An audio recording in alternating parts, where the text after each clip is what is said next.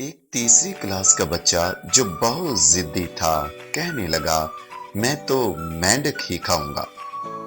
उसके माँ बाप ने बहुत समझाया, लेकिन बच्चे ने किसी की एक न मानी और जिद पर अड़ा रहा। उसके घर वालों ने तंग आकर एक पीर साहब यानी बाबा जी को बुलवाया, जो कि जिद तड़वाने में माहिर था।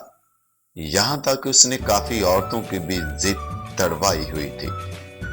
पीर जी ने हुक्म दिया कि एक मेंढक लेकर आओ और उसे एक प्लेट में रखकर इस बच्चे के सामने रख दिया।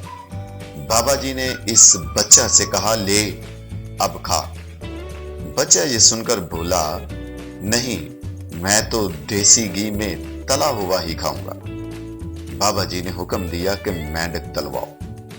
तलवाने के बाद कहा, ये ले अब खा। जिद्दी बच्चा फिर टर्न मार गया और बोला, मैं तो आधा ही खाऊंगा।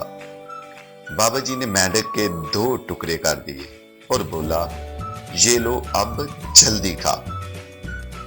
बच्चा बाबा जी से बोला, पहले आप खाओ फिर मैं खाऊंगा। अब बाबा जी टेंशन में आ गए कि कहां फंस गया यार मैं। बाबा जी ने दिल ही दिल में सोचा, मैं भी तुम्हें मेंढक खिला के ही रहूंगा। जैसे तैसे करके बाबा जी ने एक टुकड़ा खा लिया। जैसे ही बाबा जी ने खाया, बच्चा फिर जोर जोर से रोना शुरू हो गया।